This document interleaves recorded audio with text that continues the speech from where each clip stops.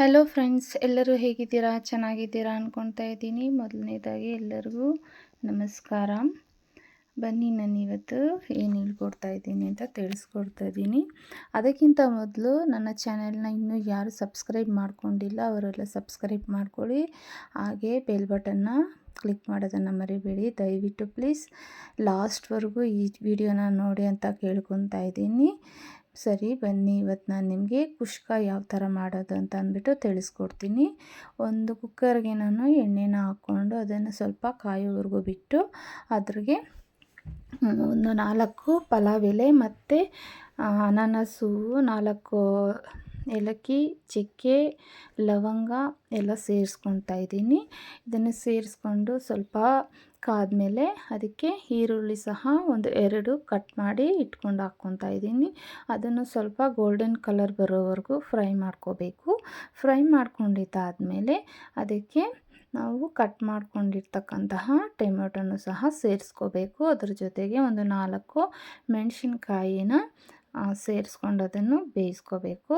ನಾನು 2 ಟೊಮೊಟೊನ ಕಟ್ ಮಾಡಿ ಸಣ್ಣದಾಗಿ ಹಾಕ್ಕೊತಾ ಇದ್ದೀನಿ. ಅದನ್ನು ಸ್ವಲ್ಪ ಫ್ರೈ ಮಾಡ್ಕೋಬೇಕು. ಇದೆಲ್ಲ ಫ್ರೈ ಮಾಡ್ಕೊಂಡಿದ್ದಾದಮೇಲೆ ಸಿಂಪಲ್ಲಾಗಿ ನೋಡಿ, ನಾವು ತಳ ಅಂಟಬಾರ್ದು, ಅದಕ್ಕೋಸ್ಕರ ಅದನ್ನು ಆಗಾಗ ತಿರ್ಗಿಸ್ಕೊತಾ ಇರಬೇಕು.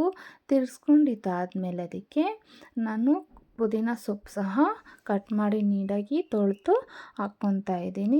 ಪುದೀನ ಸೊಪ್ಪು ಮನೆಯಲ್ಲಿ ಕಡಿಮೆ ಇದ್ದಿದ್ದರಿಂದ ಸ್ವಲ್ಪ ಅದು ಕಲರ್ ಶೇಡ್ ಆಗಿದೆ, ಸೊ ಅದನ್ನೇ ಹಾಕಿದ್ದೀನಿ.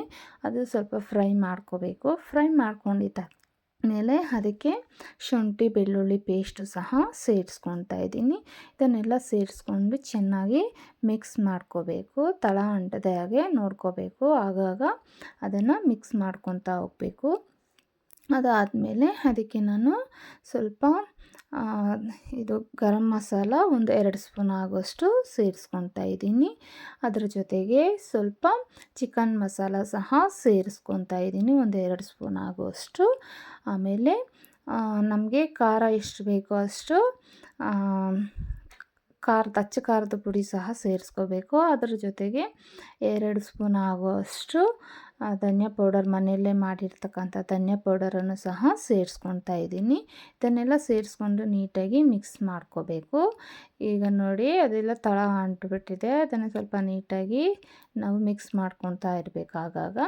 ಅದರ ಜೊತೆಗೆ ನಾನೊಂದು ಅರ್ಧ ಕಪ್ ಆಗುವಷ್ಟು ಮೊಸರು ಸಹ ಸೇರಿಸ್ಕೊತಾ ಇದ್ದೀನಿ. ಇದನ್ನು ನೀಟಾಗಿ ಮಿಕ್ಸ್ ಮಾಡ್ಕೋಬೇಕು. ಮಿಕ್ಸ್ ಮಾಡ್ಕೊಂಡಿದ್ದಾದಮೇಲೆ ಅದಕ್ಕೆ ನಾನು ಸ್ವಲ್ಪ ರುಚಿಗೆ ತಕ್ಕಷ್ಟು ಉಪ್ಪು ಸಹ ಸೇರಿಸ್ಕೊತಾ ಇದ್ದೀನಿ. ಈಗ ಉಪ್ಪನ್ನು ಸೇರಿಸ್ಕೊಂಡಿದ್ದಾದಮೇಲೆ ಅದಕ್ಕೆ ನಾನು ಒಂದು 3 ಗ್ಲಾಸ್ ಆಗುವಷ್ಟು ಅಕ್ಕಿನ ನೀಟಾಗಿ ತೊಳೆದು ಹಾಕ್ಕೊತಾ ಇದ್ದೀನಿ. ಅದನ್ನು ಹಾಕ್ಕೊಂಡು ನೀಟಾಗಿ ಮಿಕ್ಸ್ ಮಾಡ್ಕೋಬೇಕು. ಮಸಾಲೆ ಎಲ್ಲ ಈ ಅಕ್ಕಿಗೆ ಹಿಡಿಬೇಕಲ್ವ, ಅದಕ್ಕೆ ನೀಟಾಗಿ ಅದನ್ನು ಮಿಕ್ಸ್ ಮಾಡ್ಕೊತಾ ಹೋಗಬೇಕು. ಅದು ಮಿಕ್ಸ್ ಮಾಡಿದಾದ್ಮೇಲೆ ನಾವು ಅದಕ್ಕೆ ನೀರನ್ನು ಸಹ ಸ್ವಲ್ಪ ಸೇರಿಸ್ಕೋಬೇಕು. ನಾನು ಅಕ್ಕಿ 3 ಗ್ಲಾಸ್ ಹಾಕಿರೋದ್ರಿಂದ ನಾನೊಂದು 6 ಗ್ಲಾಸ್ ನೀರನ್ನು ಸಹ ಸೇರಿಸ್ಕೊತಾ ಇದ್ದೀನಿ. ನೀರೊಂದು 6 ಗ್ಲಾಸ್ ಸೇರಿಸ್ಕೊಂಡಿದ್ದಾದಮೇಲೆ ನಮಗೆ ಉಪ್ಪು ಬೇಕು ಅಂದರೆ ಹಾಕ್ಕೋಬೇಕು, ಇಲ್ಲಾಂದರೆ ಬೇಡ. ಅದಾದಮೇಲೆ ನೋಡಿ ಫ್ರೆಂಡ್ಸ್, ಈ ಥರ ಮಾಡ್ಕೊಂಡು ತಿನ್ನೋದು ತುಂಬ ಈಸಿ ಅಲ್ವಾ? ಮನೆಗಳಲ್ಲಿ ಸುಮ್ಮನೆ ಕೂತಿರ್ತೀವಿ, ಯಾವುದೋ ಒಂದು ತಿಂಡಿನ ರೆಡಿ ಮಾಡಬೇಕು. ಯಾವಾಗ ನಾವು ಯಾವುದಪ್ಪ ಮಾಡೋದು ಇವತ್ತು ತಿಂಡಿ, ಲಂಚ್ ಬಾಕ್ಸ್ಗೆ ಯಾವ್ದು ಮಾಡೋದು ಅಂತಂದ್ಬಿಟ್ಟು ನಮಗೆ ಚಿಂತೆ ಆಗಿರುತ್ತಲ್ವ. ಈ ಥರ ಯಾವುದಾದ್ರೂ ನಾವು ಈ ರೆಸಿಪಿಗಳನ್ನು ಮಾಡ್ಕೋಬೋದು. ನಾನೀಗ ಕೊತ್ತಂಬರಿ ಸೊಪ್ಪನ್ನ ನೀಟಾಗಿ ತೊಳೆದು ಕಟ್ ಮಾಡಿ ಹಾಕ್ಕೊಂಡು ಒಂದು 2 ವಿಜಿಲ್ಗೆ ಕೂಗಿಸ್ಕೊತಾ ಇದ್ದೀನಿ. 2 ವಿಜಿಲ್ ಕೂಗಿಸ್ಕೊಂಡಿದ್ದಾದಮೇಲೆ ಯಾವ ಥರ ಕುಷ್ಕ ರೆಡಿ ಆಗಿದೆ ಅಂತಂದ್ಬಿಟ್ಟು ನೋಡಿದ್ರಲ್ವ. ನೋಡಿ, ತುಂಬ ಸಿಂಪಲ್ಲಾಗಿ ಈಸಿಯಾಗಿ ನಾವು ಈ ಒಂದು ರೆಸಿಪಿಗಳನ್ನು ಮಕ್ಕಳಿಗೆ ಬಾಕ್ಸ್ಗೆ, ಲಂಚ್ ಬಾಕ್ಸ್ಗೆಲ್ಲ ಈಸಿಯಾಗಿ ಮಾಡ್ಕೋಬೋದು.